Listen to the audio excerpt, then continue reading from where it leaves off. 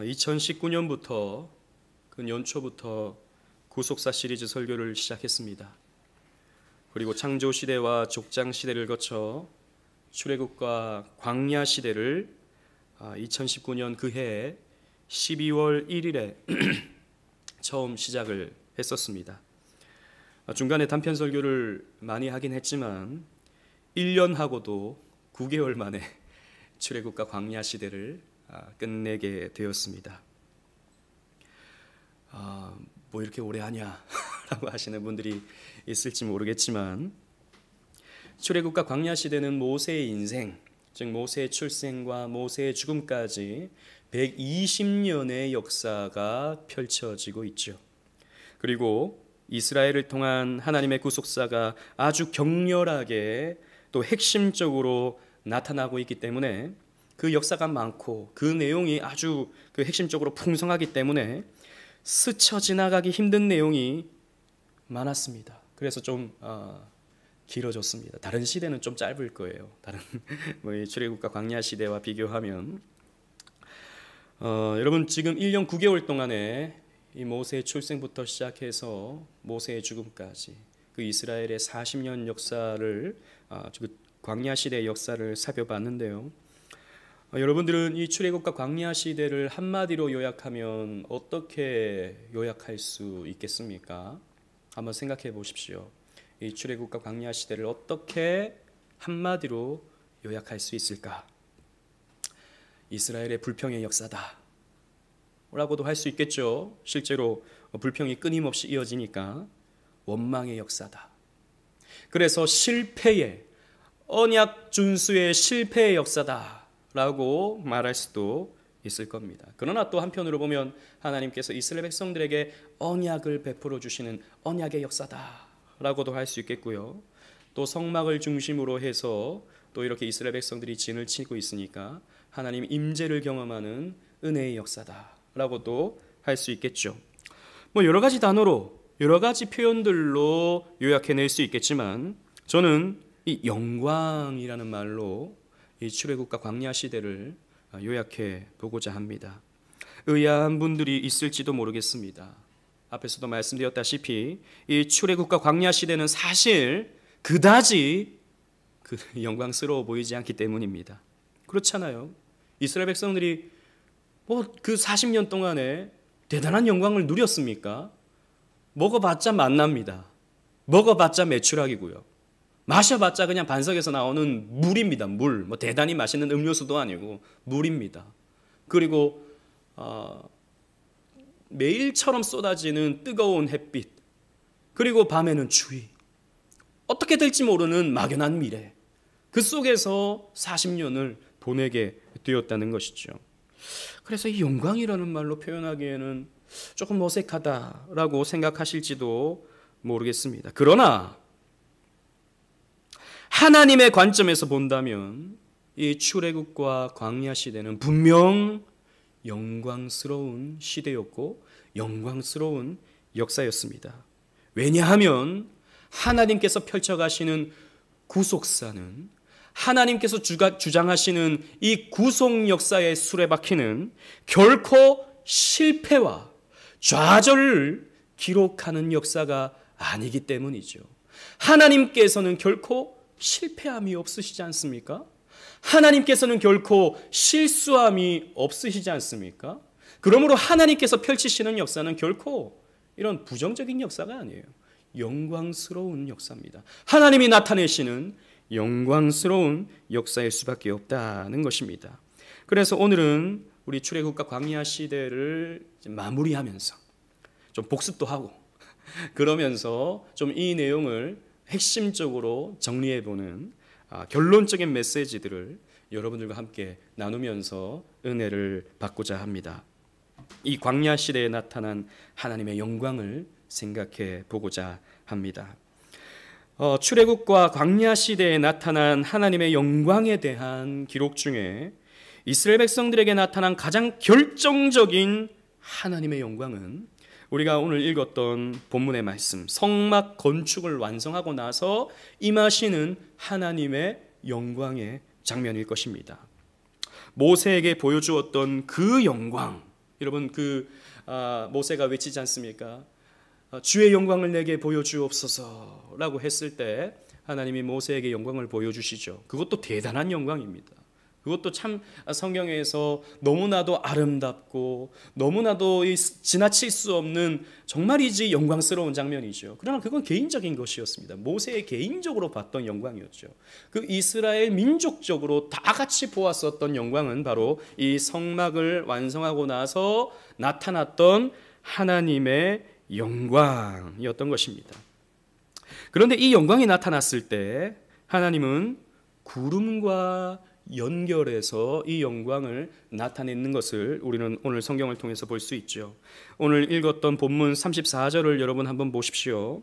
이 34절은요, 히브리 문학으로 볼 때 평행법적인 표현을 나타내고 있습니다. 즉 구름이 회막에 덮이고 여호와의 영광이 성막에 충만하매. 보십시오. 구름을 A로 여러분들이 보신다면 여호와의 영광은 A-입니다. 즉 구름과 여호와의 영광은 같은 것을 지칭하는 거예요. 그리고 회막에 덮이고 성막에 충만하며, 이거는 B와 B-가 되는 거죠. 즉 회막과 성막은 사실 똑같은 겁니다. 그것이 하나님과 만난다고 해서 회막이고, 만날 회자를 써서 모임 회자를 써서, 그리고 성막은 거룩한 막이다라고 해서 이런 성막이라는 표현을 쓰죠. 똑같은 말입니다. 똑같은 것을 지칭하고 있는 것이죠. 이런 평행법을 사용해서 하나님의 영광과 이 구름이 같은 것을 나타낸다고 하는 것을 우리는 볼 수 있게 되는 것이죠. 성경을 가만히 보면 하나님은 사랑하는 언약 백성들을 만나 주실 때 영광을 나타내십니다. 그 이스라엘 백성들과 이 언약을 맺어 주시고 사랑하는 백성들 가운데 하나님이 임재해 주실 때 영광을 나타내시는데, 하나님은 가시적인, 즉 이스라엘 백성들에게 가시적인 표현으로서, 그 영광의 표현으로서 구름을 나타내신다는 것이죠. 그래서 이 구름이 나타난다라고 보았을 때 하나님이 임재해 주시는구나, 하나님이 당신의 영광을 나타내시는구나 라고 하는 것을 이스라엘 백성들은 알았던 것입니다. 사실 하나님은 이스라엘 백성들을 만나 주시는 것이 하나님에게는 너무 기쁜 일이에요. 왜? 사랑하는 백성들을 만나시니까. 그래서 영광을 나타내실 때 구름을 통해서 내가 너희들을 만난다, 내가 너희들을 사랑한다 라고 하는 것을 표현하시는 것이죠. 이 부분에 대해서는 제가 2020년 2월 2일에 하나님의 소유된 백성이라는 제목의 설교를 하면서 이 구름에 대해서 쭉 성경 전체를 살펴보면서 우리가 공부했던 적이 있었습니다. 혹시 기억이 안 나시면 한번 다시 들어보는 것도 유익할 것입니다. 자, 그렇다면 왜 구름일까요? 왜? 하고 많은 것 중에 왜 하나님은 영광을 구름을 통해서 나타내실까요? 여러분, 구름이라고 하는 것은 감추는 기능을 합니다. 감추는 기능. 보십시오. 실제로 하늘의 태양을 구름이 가리죠. 구름이 잔뜩 끼면 태양이 보이지 않습니다. 감추어집니다. 구름이 잔뜩 끼면요, 파란 하늘도 보이지 않습니다. 지금 우리 밖에 구름이 잔뜩 끼어 있는데 파란 하늘이 보이지 않죠. 또 뭉게구름이 이렇게 피어오르고 있을 때 비행기가 쑥 날아가다가 구름 속으로 탁 들어가면 어떻게 됩니까? 비행기가 보입니까? 안 보이죠. 구름이라고 하는 것은 가리는 그런 역할을 하는 것이죠. 시야가 보이지 않습니다. 그리고 그 구름이 땅으로 내려오게 되면 뭡니까? 안개가 되는 것입니다, 사실. 성경에서는요, 이 구름이라는 표현과 안개라는 표현과 그리고 연기라는 표현이 같아요. 딱 같은 단어를 쓰고 있습니다. 그 구름이 땅 아래로 내려오게 되면 안개가 끼는데, 안개가 끼면 어떻게 됩니까? 시야가 잘 보이지 않죠. 짙은 안개가 끼면, 이 김포에는 안개가 가끔씩 끼지 않습니까? 그러면 정말 50m, 전방 50m가 잘 보이잖아요. 이렇게 뭔가를 가리는 그런 역할을 한다는 것이죠. 그래서 35절에 보면 하나님의 영광의 구름이 성막에 가득하게 되었을 때 모세가 들어갈 수가 없었어요. 왜요? 보이지 않으니까. 물론 하나님의 그 임재 앞에 그 경외감으로 섰던 모세였기 때문에 움직일 수 없었던 그런 것도 있었지만, 실제로는 또 눈앞에 보이지 않았기 때문에 더 이상 들어갈 수 없었던 것입니다. 우리의 시야를 감추는, 우리의 시야를 막는, 뭔가를 감추는 그런 역할을 구름이 하는 것이죠. 자, 그렇다면 하나님은 무엇을 감추십니까? 하나님은 왜 하나님의 영광을 나타내실 때 구름을 통해서 무언가를 왜 감추십니까? 즉 하나님은요, 하나님의 그 본체의 그 영광, 그 하나님의 그 본체의 빛, 이것을 구름을 통해서 감추시는 거거든요. 왜 감추시냐? 한번 생각해 봐야 된다는 것이죠. 우리가요, 죄인이지 않습니까? 우리 인간은 죄인이지 않습니까? 이 죄인인 인간이 그 하나님의 그 본체의 빛을 보게 되면 어떻게 됩니까? 죽을 수밖에 없어요. 우리의 죄 때문에. 하나님의 그 공의로운 빛이 우리를 공격할 수밖에 없는 것입니다. 그래서 하나님은요, 이스라엘 백성들을 만나실 때 구름으로 자신의 영광을 감추어 주시는 겁니다. 보호해 주시는 것이죠. 그래서 모세에게도 하나님의 영광을 비추어 주실 때 어떻게 하십니까? 모세에게는 하나님의 얼굴을 보여주시지 않겠다고 하시죠. 등만 보여주시겠다고 하시죠. 그리고 하나님의 손으로 모세를 이렇게 가리워 주시죠. 왜요? 그냥 봤다가는 모세도 죽거든요. 모세도 죄인이기 때문에. 모세도 은혜로 구원받아야 할 인간이었던 것입니다. 그래서 모세를 보호해 주시는 것, 다 보여주시지 않는 것입니다. 그래서 여러분 시편도 보십시오. 여러분 주보를 보시면 시편 18편 11절 12절 우리 다 같이 한번 읽어보도록 하겠습니다. 11절 12절 시작. 그가 흑암을 그의 숨는 곳으로 삼으사 장막같이 자기를 두르게 하시며 곧 물의 흑암과 공중의 빽빽한 구름으로 그리하시도다. 그 앞에 광채로 말미암아 빽빽한 구름이 지나며 우박과 숯불이 내리는도다. 아멘. 하나님께서는 이 빽빽한 구름으로 자기의 광채를 가리신다라고 이 시편 18편은 말해주고 있는 것입니다. 그래서 이스라엘 백성들은 그 하나님의 영광의 그 본연의 빛은 보지 못하고 그 구름을 보면서 하나님의 영광이 우리에게 임했구나, 하나님이 우리 가운데 임재해 주셨구나 라고 하는 것을 알 수 있었던 것이죠. 그런데 여러분, 이 성막에서 실제적으로 하나님의 영광이 임하는 곳이 있는데요. 그곳이 어디입니까? 여러분 한번 생각해 보십시오. 다 대답하시고 있죠? 지성소입니다. 지성소에 하나님이 임재하시죠. 아까 우리가 고백했던 교동문에도 하나님의 발등상 앞에 경배할지어다 라고 했는데 그 발등상이 바로 언약궤 위를 말하고 있습니다. 하나님이 딱 거기 그 위에 내려오신다라는 것이죠. 즉 지성소의 언약궤 뚜껑, 그룹이 내려다보는 그 시은소가, 거기에 이제 하나님의 은혜가 임한다고 해서 시은소, 시은좌라고 하는데요. 거기에 하나님의 영광이 임하지 않습니까? 그래서 이것도 상징적이긴 합니다만 히브리인들은 그 지성소 안에 임하는 하나님의 그 영광을 쉐키나 영광이라고 표현했습니다. 쉐키나. 이 쉐키나라는 말은 히브리어 샤칸이라는 말에서 온 말인데요. 이 샤칸이라는 말은 머물다, 거주하다 이런 뜻이에요. 즉 하나님이 그 지성소 언약궤 위에 머무신다는 것이죠. 그 언약궤 위에 임재하신다라는 것입니다. 그 임재하심으로써 하나님의 영광, 쉐키나의 영광이 나타난다라고 불렀던 것입니다. 그러면 여러분, 이 영광이 임하게 하기 위해서 어떻게 해야 됩니까? 대제사장이 1년에 한 번 지성소 안에 들어가는 것이죠. 그런데 이 대제사장의 이 발걸음을 여러분 한번 추적해 보십시다. 성막 안으로 들어가야 됩니다.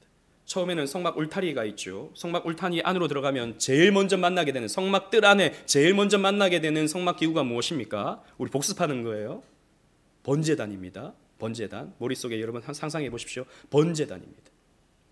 그 다음에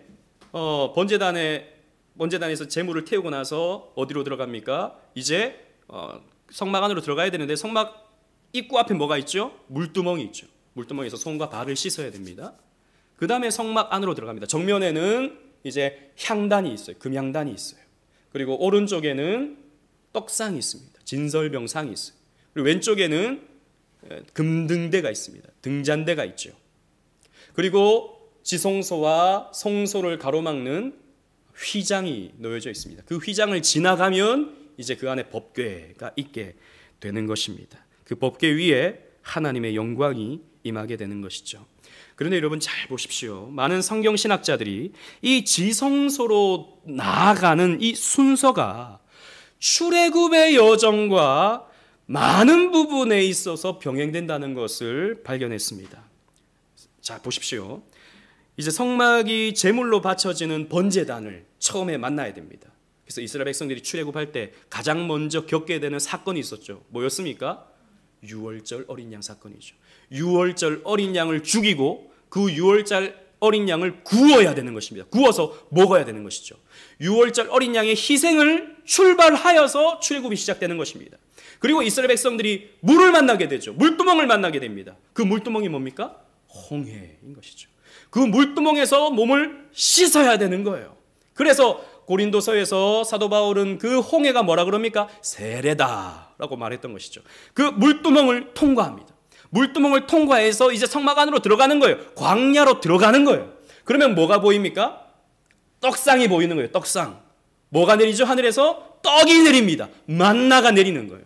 그리고 옆에는 불이 보이죠. 불. 메노라를 통해서, 금등대를 통해서, 등잔대를 통해서 불이 보입니다. 뭐죠? 불기둥이 보이는 거예요. 그리고 향단을 통해서 연기가 피어오릅니다. 뭐가 보이죠? 광야에서 구름기둥이 보이는 거예요. 보십시오. 이 성막 안으로 들어가는 이 모든 과정과 출애굽의 과정이 이렇게 저렇게 병행되고 있는 것입니다. 그렇다면 성막이 하나님의 현현으로 하나님의 영광이 나타나는 그런 장소라면 출애굽과 광야 시대 역시 하나님의 현현과 하나님의 영광이 나타나는 과정이었다라고 성경은 우리에게 말해주고 있는 겁니다. 하지만 이 영광은 감추어져 있다는 것이죠. 그 성막 안에 그 영광은 구름을 통해서, 연기를 통해서 감추어지듯이 하나님은 이스라엘 백성들을 만나실 때 구름을 통해서 하나님은 자신의 영광을 감추어 버리시는 것입니다. 안 보이는 거예요. 한마디로 말하면 하나님의 영광이 광야에서 이스라엘 백성들에게는 안 보이는 거예요. 안 보이니까 어떻게 됩니까? 이 어리석은 백성들이 하나님을 잘 인식하지 못합니다. 눈에 보이질 않으니까. 보이지 않으니까 하나님은 있다 생각하지만 실제로 보이지 않으니까 하나님이 안 계신가? 이런 생각을 하는 거예요.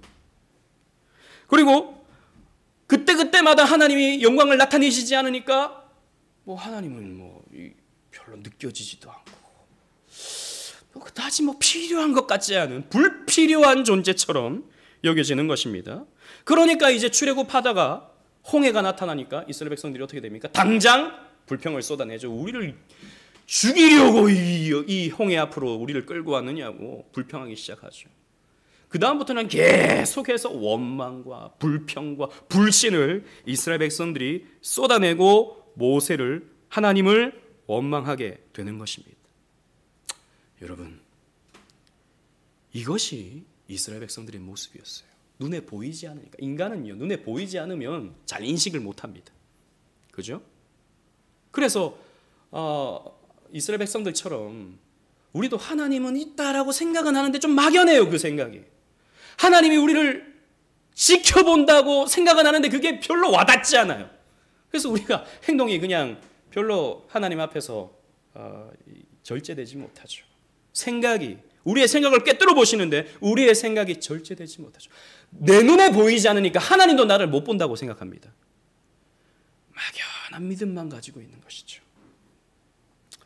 구원의 과정 속에 있는 우리도 그래서 불신앙과 연약과 원망과 불평이 우리의 인생 과정에서 계속해서 나타나게 되는 것입니다. 우리의 인생 여정이 사실 출애굽과 광야 시대가 대변해 주거든요. 이 여정에서 하나님은요, 우리의 인생 여정에서 하나님은 당신의 영광을 다 드러내지 않으시고 감추십니다. 그래서 우리의 인생 가운데 그다지 영광스럽지 않는 그런 모습들이 많이 나타나는 거예요. 여러분, 솔직히 여러분들이 하나님을 믿고 여러분들의 삶이 얼마나 더 좋아지셨나요? 물론 모태신앙부터 쭉 자라신 분들은 그때나 지금이나 별로 차이가 없는 그거겠지만 중간에 예수를 믿으신 여러분들 얼마나 여러분들이 하나님 믿고 더 잘 살게 되셨습니까? 여러분, 감사한 것들 한번 머릿속에 떠올려 보십시오. 그래도 사랑하는 가족이 있고, 먹을 양식이 우리에게 주어지고, 건강하게 살아가고, 나름 하루하루 그래도 힘들고 어렵지만 그래도 나름 즐겁게 살아가는 것, 이거 하나님이 주신 은혜가 아닌가, 우리 그렇게 생각합니다. 맞죠? 하나님 은혜죠. 그런데 이 정도는 불신자들도 다 누리잖아요. 그렇지 않나요? 아니, 불신자들이 더 잘 누리고 살아가지 않습니까? 목사님, 그거는 뭐 그렇다 치더라도 그래도 우리 믿음으로 살아가고 있지 않습니까? 우리 기도할 수 있고, 또 하나님 의지할 수 있고, 또 무엇보다 우리는 구원받아 천국된 백성들이 아닙니까? 예! 감사하고 기쁜 일입니다. 우리 이거 부정할 수 없어요. 분명히 이것은 우리에게 있어서 큰 은혜의 내용임이 분명합니다. 그런데 여러분, 그 믿음의 삶이 여러분들의 삶을 지배하면서 늘 기쁘게 만들드냐는 것입니다. 늘 기쁘드냐는 것이죠. 기쁘드냐? 기쁘더냐? 이 발음이 잘 안 돼요. 예. 우리가 항상 그렇더냐라는 것이죠. 어쩔 때는 기뻐요. 그죠? 근데 안 그럴 때가 많아요. 어떨 때는 너무 감사해요. 그럴 때는 하나도 안 감사해요. 불평도 나오고. 아유, 인생 뭐냐 이게 싶은 생각이 드는 것입니다. 그러면서 우리는 가끔씩 생각이 들지요. 내가 하나님을 믿는다면 내가 이렇게 불평할 수 있나? 내가 하나님을 믿는다면 내가 이렇게 우울해질 수 있나? 내가 하나님을 믿는 게 맞나?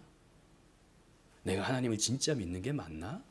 이런 생각이 우리에게 드는 것이죠. 여러분, 우리가 훈련되어 있어요. 우리는 항상 그래도 교회 오면 항상 감사하지요. 항상 기쁘지요. 하나님 은혜지요. 이렇게 말하는 게 우리는 훈련되어 있어요. 그죠? 근데 실제로 우리가 과연 그러한 삶을 살아가느냐라는 것입니다. 적어도 불신자와 비교했을 때 우리가 더 그런 기쁨과 감사 속에서, 은혜 속에서 살아가고 있는가에 대한 생각을 우리가 한번 가져볼 필요가 있다는 것입니다.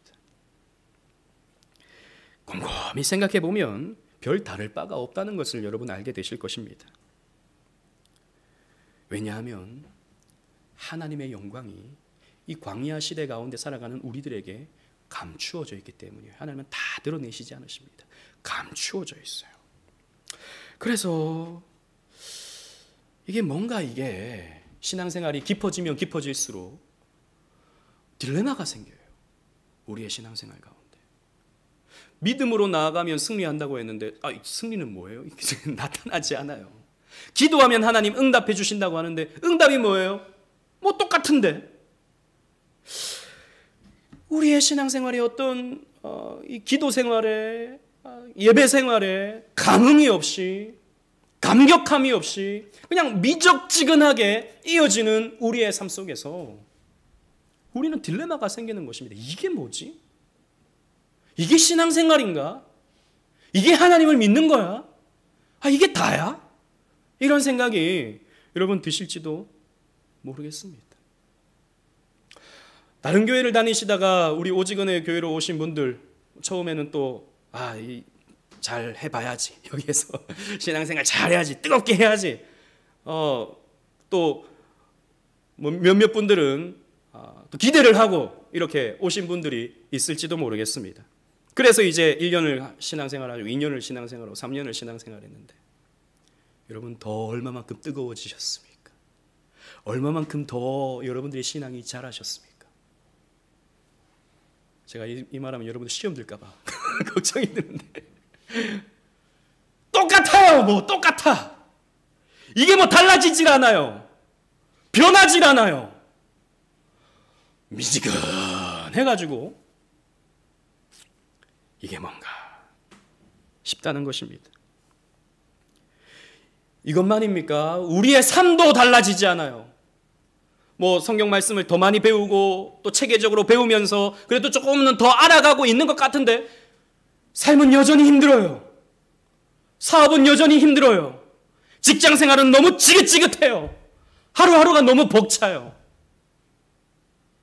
그렇지 않습니까? 올림픽에 나가는 저 선수들처럼 열심히 뭔가 해서 금메달을 딱 따고 이 모든 영광을 하나님께 돌립니다 하고 싶은 그런 마음이 저와 여러분들에게 다 있지 않습니까? 사업이 좀 잘 돼가지고 하나님 제가 이 정도는 하나님께 드리죠 라고 하면서 큰 헌금을 막 사람들 다 보이게 한번 쫙 드리고 싶은 그런 욕심들이 저와 여러분들에게 좀 있지 않나요? 그리고 삶 속에서 직장생활 속에서 아이고 자네는 어떻게 이렇게 일을 잘하는가, 어떻게 이렇게 지혜로운가, 아 자네는 하나님을 믿구나, 나는 하나님만 믿는데 자네를 보니까 하나님을 믿고 싶어, 이런 말을 듣고 싶은데 이 회사만 가면 뭐 이런저런 이 비난이란 비난과 이 상처받는 말은 다 받고 살아가는 거예요. 우리 청년들은 어떻습니까? 여러분들에게 취업이 보장되어 있나요? 결혼이 보장되어 있나요? 그런 거 생각하면 깜깜하죠. 목사님이 말 꺼낸가 동시에 기분이 확 나빠지는 그런 문제들이 우리에게 떠나지 않는다는 것입니다. 왜 이렇죠?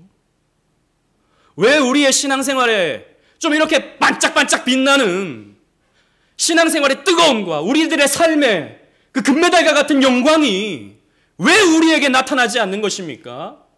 왜 우리에게 보여지지 않는 것입니까? 왜 우리는 그냥 지쳐 하루하루 살아가는 그런 삶이 다인 것입니까?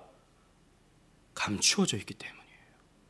하나님의 영광은 감추어져 있습니다, 우리에게. 그래서 이스라엘 백성들이 지쳐버리는 거예요. 불평하는 거예요. 원망하는 거예요. 낙심해버리는 거예요.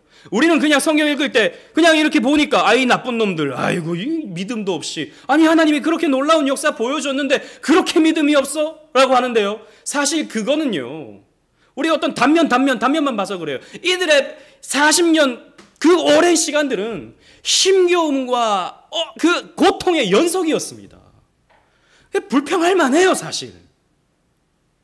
그렇게 우리가 쉽게 비난할 사람들이 아닙니다. 우리가 그 상태에 갔으면요, 우리 더합니다. 다르지 않아요. 광야 생활을 지나는 이스라엘 백성들의 모습은 우리를 대변해 주는 것이다 라는 것이죠. 하나님의 영광은 구름 속에 감추어져 있어요. 성경은요, 그 영광이 우리의 바램과 우리의 욕심대로 나타나는 것을 원하지 않습니다. 하나님은요, 그 하나님의 영광의 빛을 통해서 우리가 그렇게 삶 속에서, 생활 속에서, 그 광야라고 하는 이 인생 속에서 우리가 반짝반짝 빛나는 것으로 하나님은 우리에게 은혜 베풀어 주시기를 원하지 않습니다. 성경은요, 하나님은요, 우리가 반짝반짝 빛남을 통해서 하나님이 드러나게 하지 않으시고요, 오직 그리스도만을 통해서 하나님의 영광을 나타내신다라고 하는 것을 여러분들이 기억하셔야 됩니다. 여러분, 요한복음 1장 14절 말씀, 주보에 있는 말씀 다 같이 한번 읽어보도록 하겠습니다. 시작. 말씀이 육신이 되어 우리 가운데 거하심에 우리가 그의 영광을 보니 아버지의 독생자의 영광이요 은혜와 진리가 충만하더라. 아멘. 여러분, 여기에서 이 거하심에라는 말이 스케노, 거주하다, 머물다, 그 히브리어 샤칸과 같은 표현입니다. 하나님이 이 땅 가운데 말씀을 보내셔서 하나님의 영광이 나타나는 장막을 치셨어요. 그 장막이 누굽니까? 예수 그리스도. 예수 그리스도를 통해서 하나님의 영광을 나타내신다라고 성경은 기록하고 있는 것입니다. 그 하나님의 영광의 현현이 인간이 되셔서 이 땅 가운데 오셨다는 것이죠. 그래서 여러분, 그리스도가 사셨던 그 삶의 여정을 보십시오. 이 출애굽의 여정을, 이 성막에 들어가서 이제 지성소 안으로 들어가는 그 여정을 예수님도 똑같이 밟으신다는 것을 여러분들이 확인할 수 있을 것입니다. 여러분, 예수님이 출생하시고 나서 어디로 가십니까? 애굽으로 들어가시죠. 애굽에 들어가셨다가 다시 나오시게 됩니다. 마태복음 2장 14절 15절을 제가 읽어드릴게요. 요셉이 일어나서 밤에 아기와 그의 어머니를 데리고 애굽으로 떠나가 헤롯이 죽기까지 거기 있었으니 이는 주께서 선지자를 통하여 말씀하신 바 애굽으로부터 내 아들을 불렀다 함을 이루려 하심이라. 호세아의 말씀을, 그 예언의 말씀이 이렇게 성취되었다라고 하는 것을 보여주는데요. 예수님께서 왜 굳이 애굽에 들어가셨다가 다시 가나안 땅으로 오십니까? 그 출애굽의 여정을 예수님께서 그대로 겪으신다라고 하는 것을 보여주시는 거예요. 그래서 예수님께서 출애굽을 하시죠. 그리고 유월절을 예수님께서 보내시게 되는데, 그 번제단을 예수님께서 통과하시게 되는데 예수님 스스로가 유월절 어린 양이 되어주시는 것이죠. 고린도전서 5장 7절 말씀을 읽어드릴게요. 너희는 누룩 없는 자인데 새 덩어리가 되기 위해서 묵은 누룩을 내버리라. 우리의 유월절 양 곧 그리스도께서 희생되셨느니라 라고 말씀하고 있습니다. 예수님께서 유월절 번제단을 거치신 겁니다. 그리고 예수님께서 물두멍을 건너가시죠. 물두멍에서 몸을 씻으십니다. 예수님은 죄가 있어서 씻으시는 게 아니에요. 이스라엘을 대변하시기 위해서 씻으시는 겁니다. 어떻게 되시죠? 세례를 받으십니다. 요단강에서 예수님께서 세례를 받으시죠. 그리고 예수님께서 실제로 떡이 되어버리시죠. 그 진설병상에 있는 떡이 만나가 되어버리시죠. 그래서 예수님께서 나는 생명의 떡이다 라고 말씀하시고, 예수님은 등잔대가 되십니다. 불기둥이 되어주시는 거예요. 그래서 내가 너희들의 생명의 빛이다 라고 말씀해 주시고, 그리고 예수님께서 그 올라가는 구름처럼, 그 올라가는 연기처럼 예수님께서 기도하심으로, 요한복음 17장에 예수님께서 기도하심으로 그 기도가 하늘에 올라갈 수 있는 것을 예수님께서 기도하심으로 보여주시는 거예요. 요한복음 17장 24절 주부에 있는 말씀인데요, 예수님께서 우리가 기도하시는 것을 요한복음 강해 때 요한복음 17장에서 살펴봤는데, 예수님의 기도를 여러분 한번 잘 보십시오. 다 같이 읽어보겠습니다. 시작. 아버지여, 내게 주신 자도 나 있는 곳에 나와 함께 있어 아버지께서 창세전부터 나를 사랑하심으로 내게 주신 나의 영광을 그들로 보게 하시기를 원하옵나이다. 아멘. 여러분, 성막 안에 있는 이 향단은 뭘 의미하냐면 성도들의 기도를 상징하고 있는 거예요. 하늘로 그 향이 이렇게 올라가는 것을 보면서 하나님께 기도하는 우리의 기도가 이렇게 하나님께 올라가는구나 라고 하는 것을 보여주는 거예요. 계시록에 보면 금향로가 성도들의 기도다라고 말하고 있지 않습니까? 기도를 말하는 거예요. 예수님께서 기도하시는 거예요. 이스라엘 백성들을 대신해서 대제사장이 되어서 기도하시는 거예요. 그런데 예수님의 기도의 내용이 무엇입니까? 내게 주신 나의 영광을 그들로 보게 하시기를 원하옵나이다. 아버지, 저들이 영광을 보게 하여 주옵소서. 하나님의 영광을 보게 하여 주옵소서. 내가 보았던 그 하나님의 영광 저들이 보게 하여 주옵소서라고 예수님께서 기도하시는데, 하나님은 이 예수 그리스도를 통해서 하나님의 영광을 나타내시는 거예요. 그래서 예수님께서 십자가에 달리셔서 그 육신이 죽으시는데, 그 예수님께서 육신이 죽으실 때 그 성전 안에서 어떤 일이 벌어집니까? 그 지성소와 성소를 가로막는 휘장이 위에서 아래로 찢어져 버리죠. 이게 뭡니까? 예수님께서 자신의 육신을 찢어버리시는 거예요. 그 휘장은 예수님의 육체를 가리킨다고 말씀하고 있거든요, 성경에서. 예수님이 자신의 육체를 찢어버리신 거예요. 그래서 모든 언약 백성들은 이제 그 휘장을 지나 담대히 어디로 갈 수 있습니까? 지성소 안으로 들어갈 수 있게 되는 거예요. 하나님의 영광을 볼 수 있게 되는 거예요.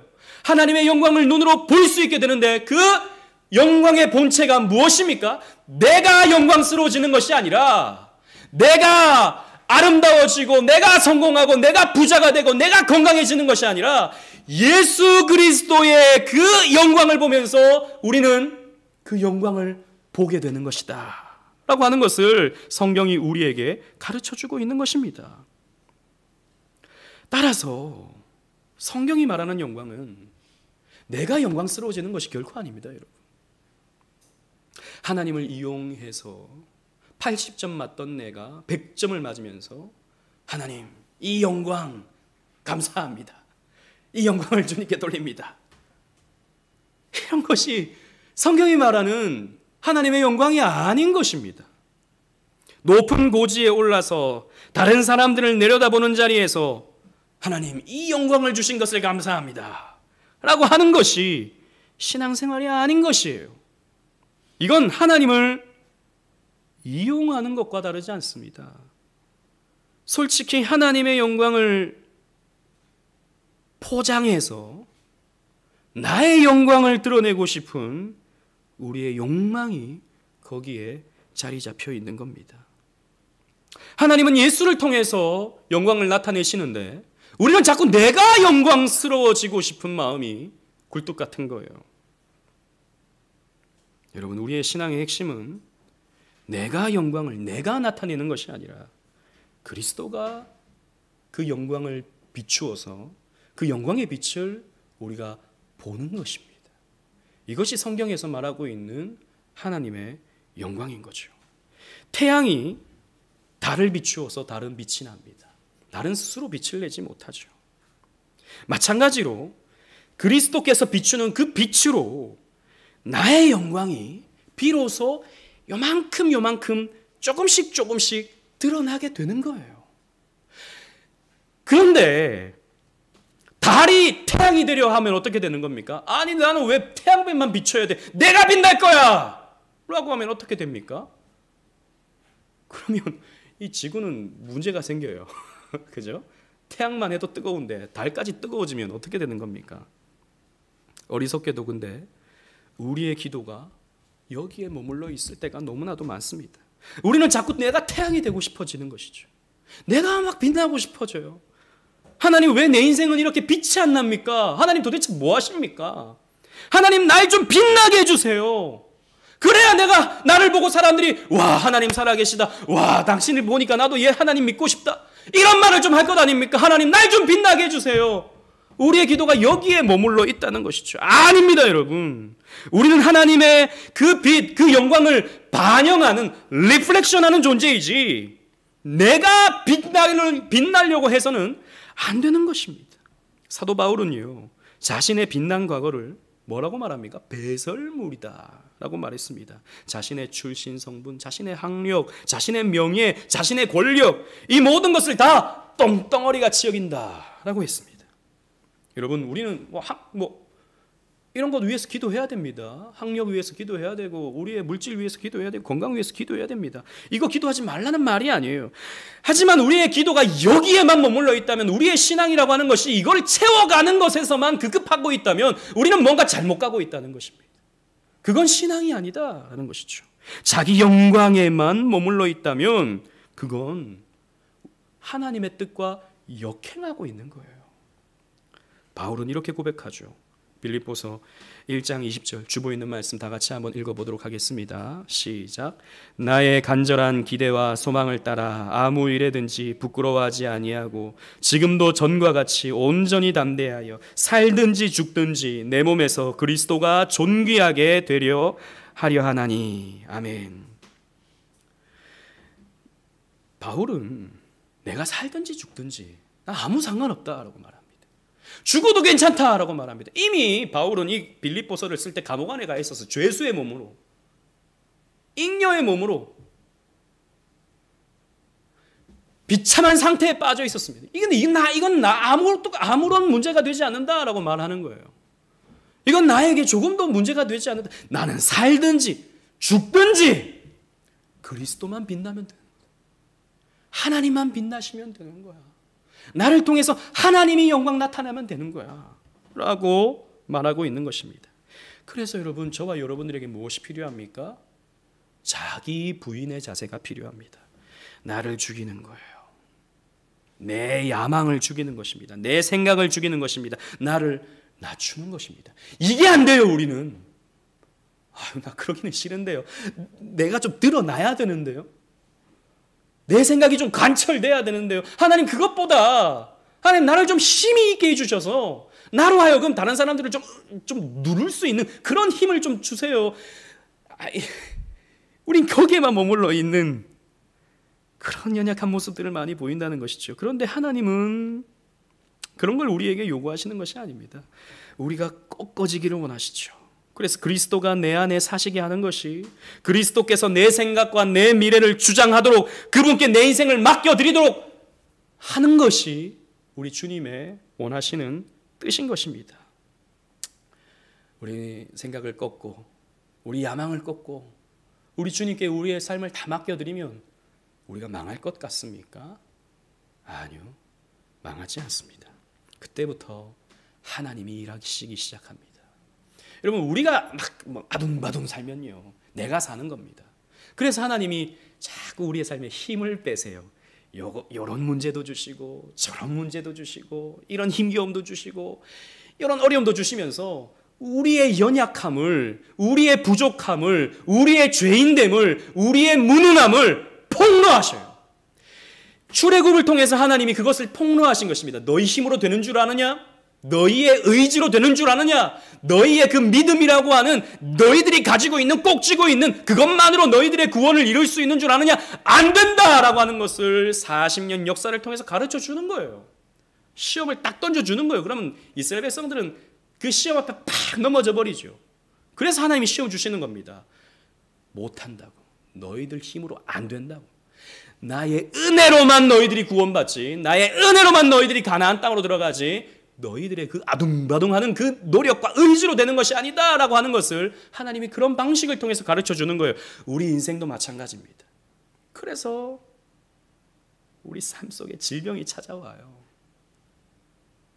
그래서 우리의 삶에 사업의 문제가 찾아와요. 그래서 코로나라고 하는 문제가 우리 인생 가운데 찾아오는 겁니다.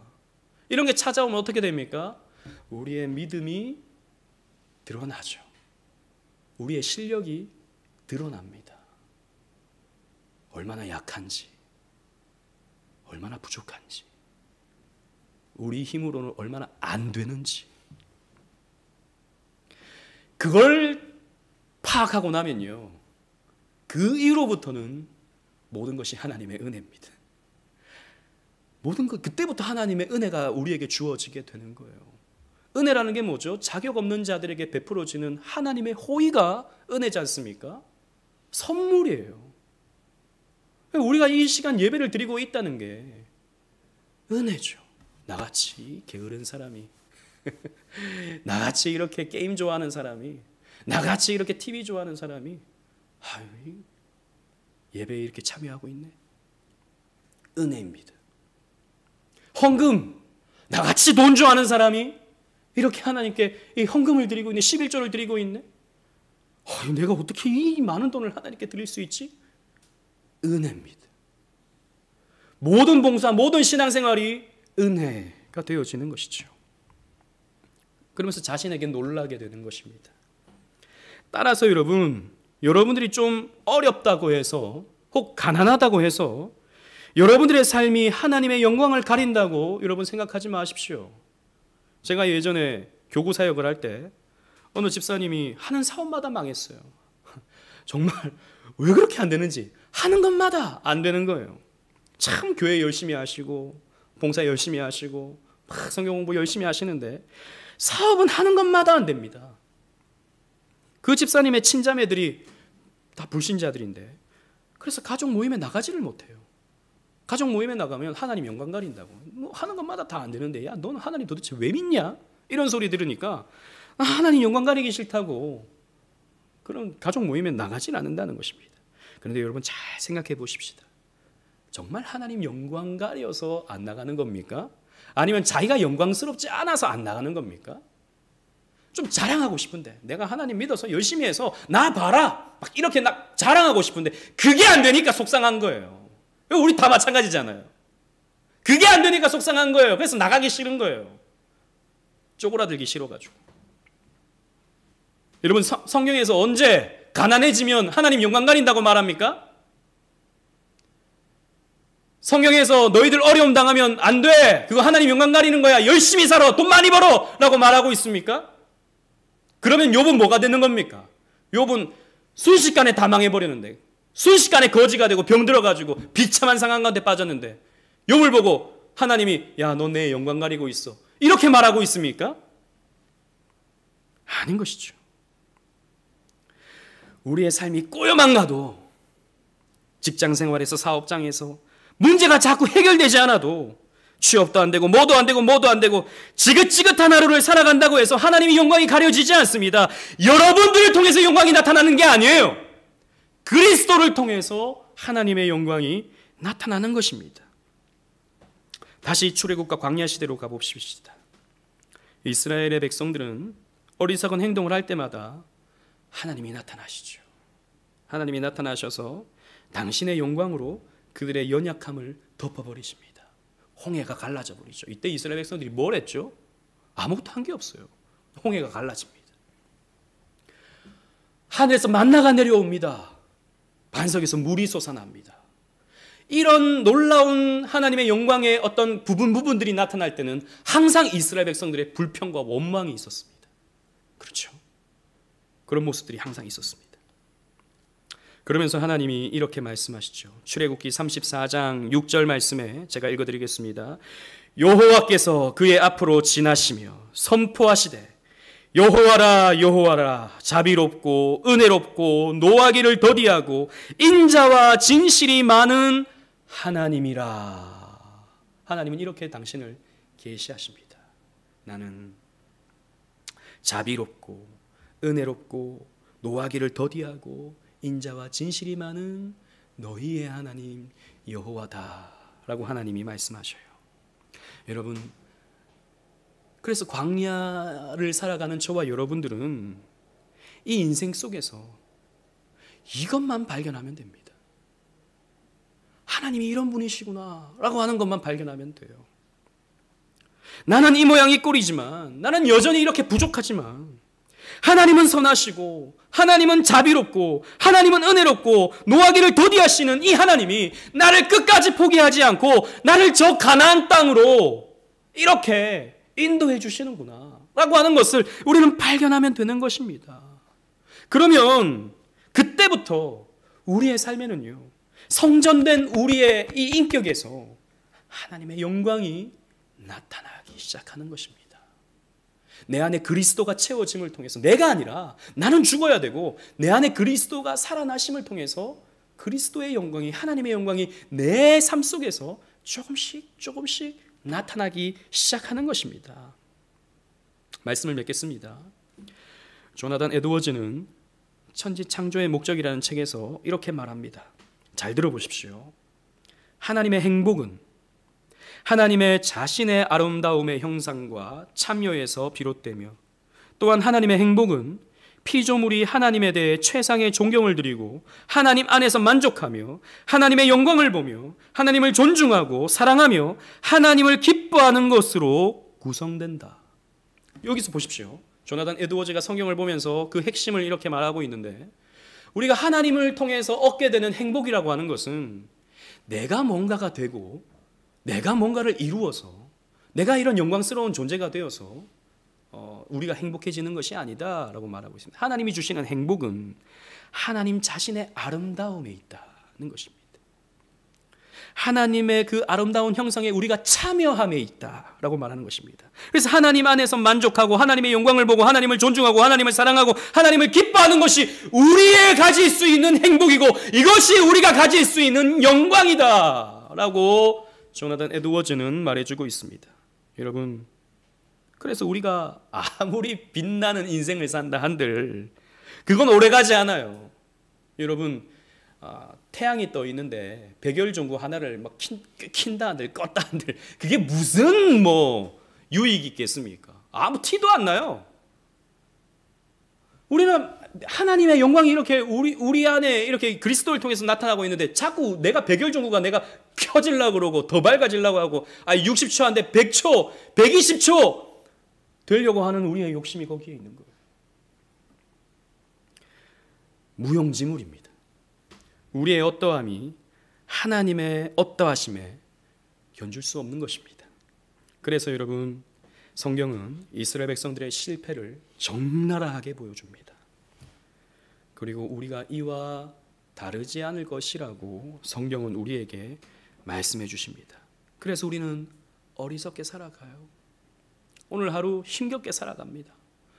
여러분, 우리가 하나님이 있지만 한 주도, 앞으로 우리가 만나게 되는 한 주도 넉넉하지 않을 거예요. 우리가 아무리 기도하고, 여러분, 그렇게 기도하지 말라는 말 아니에요. 이런 설교하면 힘 빠지시는 분이 있는데 저는 위로를 드리고 있는 겁니다. 왜? 우리의 삶이 그렇게 다 힘들기 때문에.